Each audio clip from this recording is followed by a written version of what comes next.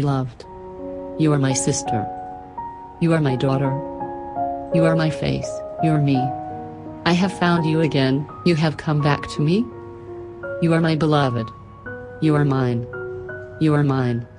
Info on Librarian of Inspired Library, and it's 6 o'clock in the morning and I have finished with one of the best books I have ever read in the course of my short life, which I found in my library. I am sleepless and I need a moment to organize my thoughts, sort out my feelings, come back to real life. But I can't. Beloved, a novel about haunting, about the human inability to move on from the past and how easily it can resurface. We may try to move on, but it never really leaves us.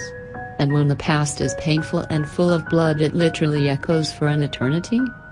The book is a ghost story about Seth, a woman who killed her own children rather than see them be dragged back from freedom to live a life of slavery, and how the guilt of that act comes back to haunt her.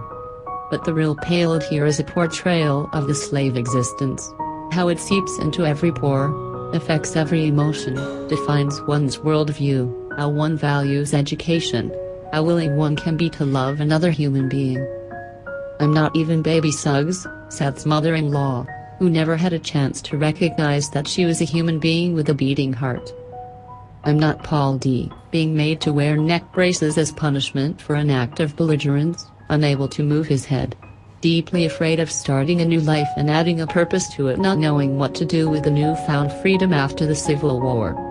Afraid of loving too much and losing too much because of it. I'm just a lucky girl who was born in a free era.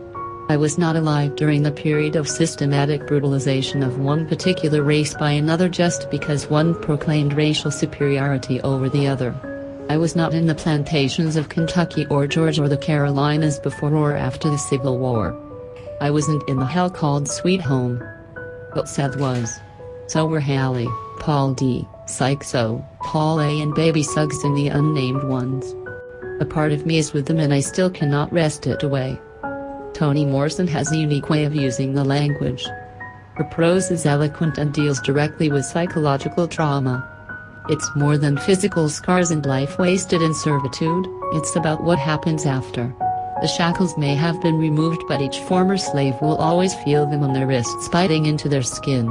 They flock together, building new communities out of those who experienced, and are still experiencing, the pain and hell slavery wrought them.